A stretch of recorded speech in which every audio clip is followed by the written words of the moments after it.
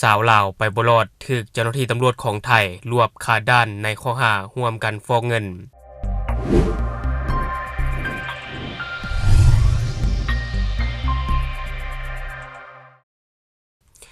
สบายดีท่านผู้ชมยินดีต้อนรับเข้าสู่รายการ Talk the New และในมื้อนี้เองข้าพเจ้าก็จะมาเว้าถึงสถานการณ์ในปัจจุบัน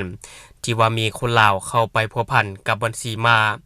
บ่ว่าจะเป็นเรื่องของการรับโอนเงินหรือว่าการไปถอนเงินสดอยู่ฝั่งไทยเพราะว่าในปัจจุบันนี้ก็ถือว่ามีให้เห็นที่ขึ้นเรื่อยๆท่านผู้ชมอย่างเช่นเหตุการณ์นี้ที่ว่าเจ้าหน้าที่ตำรวจของไทยรวบสาวลาวคาด้านในข้อหาร่วมกันฟอกเงินซึ่งว่าข่าวตัวนี้ข้าพเจ้าจะมาจากเพจข่าวออนไลน์หนองคายที่ว่าเขาจะได้ลงเอาไว้ก็คือในเมื่อวันที่24พฤศจิกายน2025เจ้าหน้าที่ตำรวจกวดคนเข้าเมืองจังหวัดหนองคายหรือว่าตม.หนองคายนำโดยพันตำรวจเอกนพดลหักษาตหัวหน้าตม.จังหวัดหนองคายและมีพันตำรวจโททิยศพัฒน์หังสีพรามนกุลรองหัวหน้าตม.จังหวัดหนองคายและมีพันตำรวจโทอภิชาติคนทาพร้อมด้วยเจ้าหน้าที่ได้สืบสวนและจับกลุ่มนางสาวเนกพรหมเสนอายุ26ปีเป็นคนสัญชาติลาวซึ่งว่านางเนกพรหมเสนนี่เป็นบุคคลตามหมายจับของศาลอาญาเลขที่6743/2568ลงวันที่19พฤศจิกายน2025ในข้อหาการกระทำผิดฐานสมทบกันฉ้อโกงมีลักษณะเป็นปกติธุระสมทบกันโดยบ่สุจริตหรือ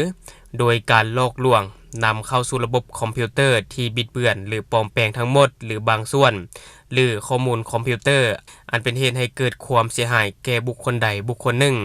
สมทบกันตั้งแต่2คนขึ้นไปเพื่อเหตุผิดฐานฟอกเงินหรือว่าร่วมกันฟอกเงินและร่วมกันเป็นอย่างอีกซึ่งว่าพันตำรวจโททิยศพัฒน์หังสีพรามนกุลรองหัวหน้าตม.จังหวัดหนองคายก็ได้กล่าวถึงรายละเอียดของคดีว่าซึ่งเหตุการณ์นี้เกิดขึ้นเมื่อเดือนกันยายน2025เมื่อผู้เสียหายซื้อเท้ากอบใส่เดนหานได้แจ้งความว่าถูกพวกมิจฉาชีพหลอกลวงให้ซื้อสินค้าออนไลน์ในราคาถูกจนลงเชื่อและก็ได้โอนเงินจำนวน 140,000 บาทเข้าบัญชีของท้าวฟานต้าเพียรสุรินทร์สัญชาติลาวซึ่งมีหมายจับในระบบแบล็คลิสต์แล้วซึ่งในต่อมาก็ได้มีการจ่ายเงินไปยังบัญชี2แถวในนั้นก็คือ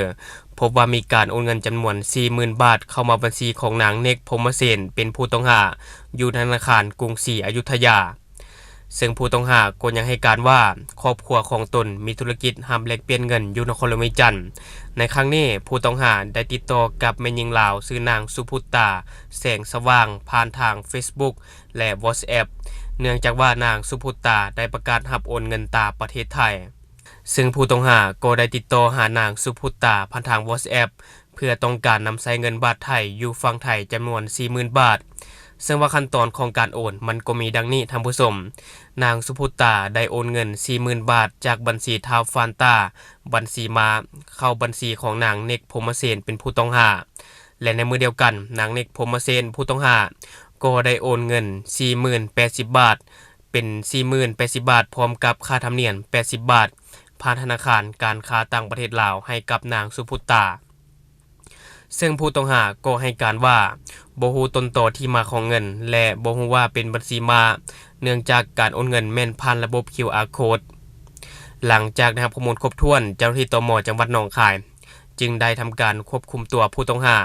จัดเฮ็ดบทบันทึกจับกุมและจะส่งตัวให้กับพนักงานสอบสวนเพื่อดำเนินคดีตามกฎหมายไทยต่อไปซึ่งว่าเหตุการณ์นี้มันก็แสดงให้เห็นถึงความเข้มงวดของเจ้าหน้าที่ไทยในการติดตามและปราบปรามบัญชีม้า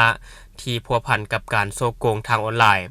รวมทั้งผู้ที่เป็นคนต่างประเทศเข้ามาให้ธุรกรรมใดก็ตามเนาะก็ขอให้พี่น้องลาวทุกคนนะจงมีความระมัดระวังสูงในการเฮ็ดธุรกรรมทางการเงินกับบุคคลที่บ่ฮู้จักโดยเฉพาะก็แม่นการรับโอนเงินหรือว่าแลกเปลี่ยนเงินหรือแลกเปลี่ยนเงินที่บ่ผ่านระบบที่เชื่อถือได้เพื่อบ่ให้ตกเป็นเครื่องมือหรือว่าผู้ถูกกล่าวหาในคดีอาญาโดยบ่ได้ตั้งใจซึ่งในปัจจุบันคนลาวที่ไปพัวพันกับบัญชีม้าหรือว่าไปเกี่ยวข้องกับบัญชีม้านี่นะก็ถือว่ามีให้เห็นที่ขึ้นเรื่อยๆท่านผู้ชมอย่างเช่นในช่วงที่ผ่านมาที่ว่าข้าพเจ้าก็ได้นำเสนอไปที่ว่ามีชายลาวเนาะไปถอนเงินสดอยู่ฝั่งไทยแล้วต้องการกลับมาฝั่งลาวแต่ว่าถูกรวบอยู่ที่ด้านหนองคายนะท่านผู้ชมอันนี้ก็ถือว่ามีให้เห็นที่ขึ้นและกรณีนี้ก็ถือว่านาง นางเนกพรหมเสนนี่นะเป็นคนลาวนี่ก็คือว่าเกี่ยวข้องกับบัญชีม้าเนาะสุดท้ายก็ถูกเจ้าหน้าที่ของไทยรวบเอาไว้ก่อนและบัดนี้ข้าพเจ้าจะพาท่านผู้ชมไปติดตามอีกหนึ่งข่าวที่ว่าเกี่ยวข้องกับการลักลอบขนส่งยาเสพติดตามแนวชายแดนระหว่างลาวกับไทยซึ่งว่าข่าวตัวนี้ข้าพเจ้าจะเอามาจากเพจสำนักข่าว CIA ประเทศไทยที่ว่าเขาจะได้ลงเอาไว้ก็คือว่า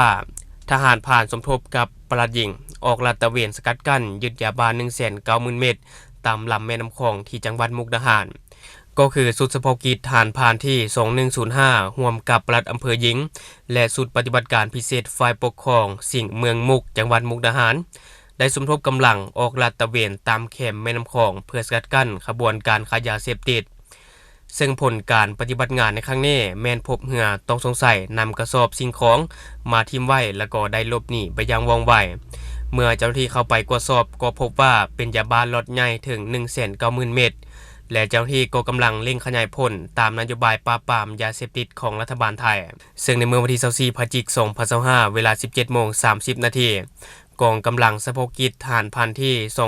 2105ภายใต้การนำพาของห้อยโถวันศาสตร์เหมือนเปื่อนผู้บังคับกองห้อยร่วมกับนางสาวธัญรัตน์เหล่าบุตรศรี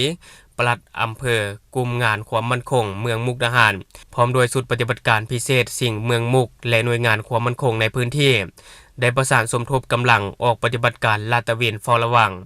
ซึ่งว่าการปฏิบัติการในครั้งนี้มีจุดประสงค์เพื่อป้องกันและสกัดกั้นการลักลอบนำเข้าสิ่งที่ผิดกฎหมายตามแนวชายแดนแคมแม่น้ำคองอยู่บ้านนาเวียงแก่ตำบลนาสีนวลอำเภอมุกดาหารตามนโยบายคลิกบิ๊กวินของรัฐบาลไทยซึ่งว่าการปฏิบัติงานในครั้งนี้แม้นมาจากการได้รับเบาะแสจากแหล่งข่าวในพื้นที่ว่าจะมีการลักลอบนำเข้าสิ่งที่ผิดกฎหมายจากประเทศเพื่อนบ้านก็คือสปป.ลาวซึ่งว่าเจ้าหน้าที่ก็ได้จัดสุดรอท่าเฝ้าระวังอยู่บริเวณจุดเสี่ยงแคมแม่น้ำคองต่อมาก็ได้พบเรือหาปลาต้องสงสัย1ลำแล่นมาจากฝั่งสปป.ลาวขับวนเลียบแคมฝั่งจากนั้นก็ได้นำกระสอบสิ่งของต้องสงสัย2กระสอบขึ้นมาวางไว้ถึงฝั่งแล้วนะครับเหือกับฝั่งสปป.ลาวอย่างว่องไวหลังจากเฝ้าสังเกตการอยู่ในระยะหนึ่งก็บ่มีผู้ใดมาแสดงตัวเป็นเจ้าของกระสอบดังกล่าวเจ้าหน้าที่จึงได้เข้าตรวจสอบอย่างละเอียดซึ่งผลของการตรวจสอบก็พบว่าภายในกระสอบบรรจุยาบ้าจำนวนหลายรวมทั้งหมด 190,000 เม็ดซึ่งว่าจากนั้นเจ้าหน้าที่ก็ได้ยึดของกลางและก็ย้ายของกลางทั้งหมดไปยังกองห้อยเฉพาะกิจฐานผ่านที่ 2105เพื่อตรวจสอบและนับอย่างละเอียดพร้อมทั้งเร่งขยายผลติดตามจับกลุ่มผู้เกี่ยวข้องมาลงโทษตามกฎหมายอันนี้ก็ถือว่าเป็นอีกข่าวหนึ่งที่ว่ามีการลักลอบขนส่งยาเสพติดตามแนวชายแดนระหว่างลาวกับไทยเนาะและก็ถือว่าเกิดขึ้นอย่างต่อเนื่องท่านผู้ชมแต่นั้นก็ตามเนาะก็อยากให้ทางลาวและก็ไทยมีความเข้มงวดในการสกัดกั้นปราบปรามการค้าขายยาเสพติดตามแนวชายแดนระหว่างลาวกับไทยอย่างเช่นในเจ้าหน้าที่ของไทยเราก็ถือว่ามีการโชว์ผลงานออกมาเรื่อยๆในการจับกลุ่มยาเสพติดอันนี้ก็ถือว่าเป็นเรื่องที่น่าซุ่มเซยเนาะและทั้งหมดก็คือสิ่งที่ข้าพเจ้าอยากจะนำเสนอในมื้อนี้สำหรับท่านผู้ชมคนใดเบิ่งคลิปของเราแล้วยังบ่ได้กดติดตามช่องยังบ่ได้กดกระดิ่งแจ้งเตือนก็อย่าลืมไปกดเพื่อเป็นกำลังใจให้ข้าพเจ้าได้ผลิตคลิปดีๆแบบนี้ออกมาเรื่อยๆหรือสำหรับท่านผู้ชมคนใดอยากตำหนิติเตียนก็สามารถฝากไว้ได้ภายใต้คอมเมนต์ของเราแล้วเราจะเข้าไปอ่านแล้วก็ตอบแลกเป็นประสบการณ์นำกันอย่าลืมสนับสนุนกันด้วยการกดติดตามช่องขอขอบใจ